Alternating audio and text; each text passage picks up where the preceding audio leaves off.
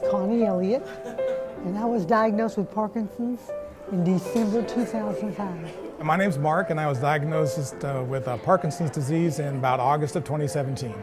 Hi, my name is Larry. I was diagnosed with Parkinson's in March of 2016. My name is Craig Manley. I was diagnosed about a year ago. There's two parts of Parkinson's. One is the motor functions, and for me it was tremors. I started to notice that using my keyboard and mouse at work was really difficult to do, and I started tremoring out, and some days it was difficult to use the keyboard at all. And then additionally there's executive functions, there's non-motor things that happen to you, and my thinking wasn't clear. It was just more difficult to make the business decisions I was making. I drug my left foot. A typical Parkinson's person, Michael J. Fox, moved his finger. Someone has a tremor. I drug my left foot. The diagnosis came after friends and family are noticing changes in me. My interaction in public, because I was known to be quite a speaker, and my lack of expression. And people started asking what was wrong with me, and I didn't realize anything was wrong with me. It rips you of all of your life. I have slurred speech. I'm going to therapy once a week with Isabel, and she is awesome. I'm so grateful to have her on my side. It's affected my voice. The lack of a voice and lack of being able to be heard made me withdraw a little more. And I was very outgoing before and very dynamic before, so it's a big difference in my personality. It's called the snowflake disease. Everybody's different. No snowflake is the same, no fingerprint is the same, no Parkinson's person. So you can't put them in a category because Parkinson's is as individual as a snowflake. It's a progressive disease, but I'm having to be careful with my balance. Hold on to this, my walker. My name is Rosa, and I'm a caregiver for my husband. His name is Bill. And Bill has been diagnosed for 14 years. Being a caregiver for me is an adventure every day. It's a full-time job. It's very stressful because you don't know from one minute to the other what's going to happen. It can be still fun at times when there's the glimpse of what it used to be. So that's always a good time, good thing. But overall, it's what you would call a thankless job. My name is Susan. I'm Mark's wife and caregiver. It means giving a lot of understanding and support, and it isn't so much physical, to have to care for him physically, but a lot of emotional support, doing things with him and giving him encouragement to do the things that really benefit him, to get involved, stay social and involved, and to make sure that he's doing what he needs to do. You can take something like this and you can pity and go down the bad road and just sit in a chair all day, but you can also use it as a catalyst to do more. So I use it as an opportunity to get involved with groups like the PJ Parkinson's group. PJ Parkinson's is a lifesaver. Very recently, I was desperate. I had taken myself off of the medication without realizing what I had done.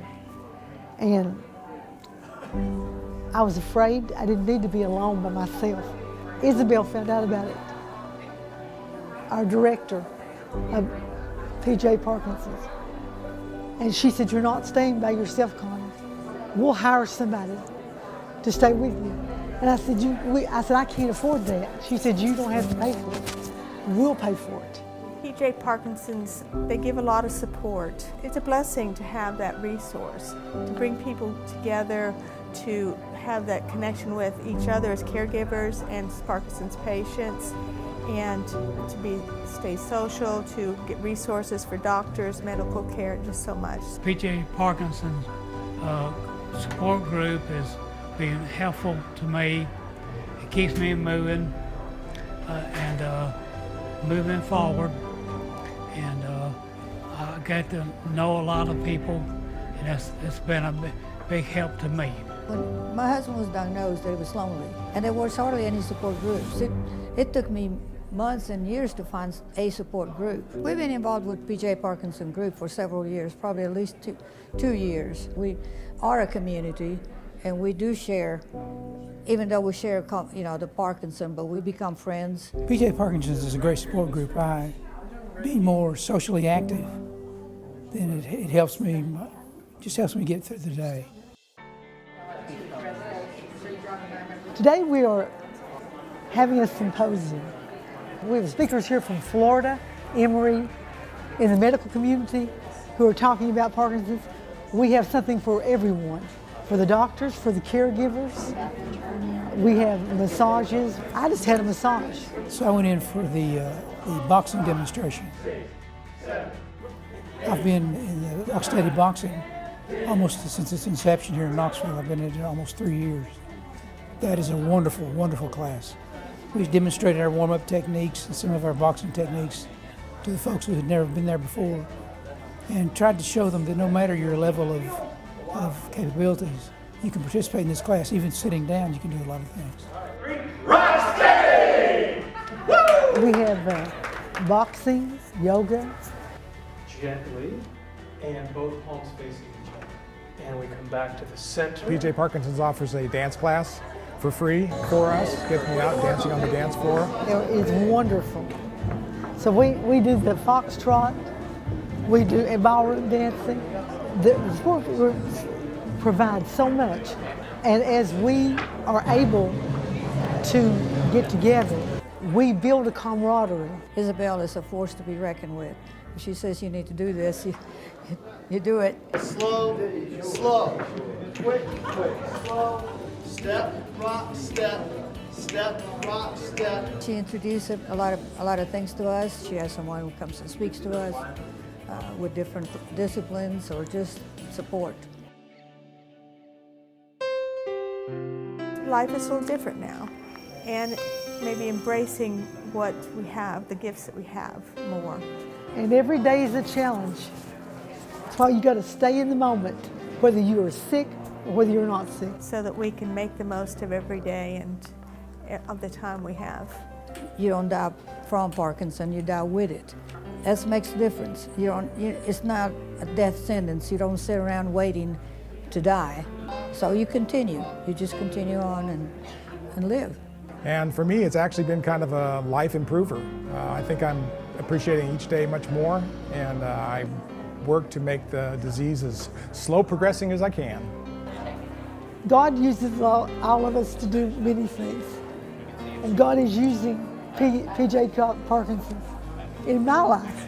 It's always a tough thing when people want to know where to donate their dollars.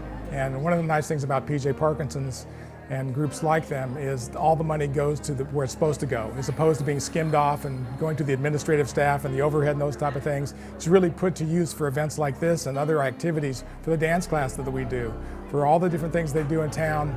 It really helps people like me, so I really appreciate it when somebody donates. I try to donate, and I would really suggest this is a great place to put some money and help the Parkinson community out in Knoxville. These things don't run on their own, and we need finances, unfortunately, to make life progress, and it is part of just being part of the network to help each other. Seeing the difference in me, my wife said she got her old husband back. And I think that says a lot more than I could ever say. If it brings you back with a sense of hope and a sense of belonging to a group, a sense of helping yourself through interaction, I think that makes it worthwhile. I live alone, and I don't need to be alone. And I don't want to go to assisted living. So we are looking at building a facility or going with modular homes or going with whatever else. Whatever people need, we're going to meet the needs of the people. We're going to find that God will supply the money. The money will come. And because when you take care of the least of these, you know the rest. It is important. It's important for the research, it's important for the support we get, it's important for the patients to know they're not alone. A lot for us, for the caregiver, that we're not alone. Parkinson's affects so many more people than we ever thought it did. when you get that diagnosis, you just realize how prevalent it is. And so we need that support. We don't need to be isolated and feel alone. And an organization like that is what can give that to us, so we need to support that. Be a part of a bigger picture, but something bigger than yourself, to help somebody else. That's where my heart is. I don't want people to lie down at night and know they're alone or feel abandoned, because you just never know what someone, who you might save. And that's the blessing. God's taking care of all of us, and He'll take care of these. And I feel like that's what our mission is, to take care of those who can't take care of themselves.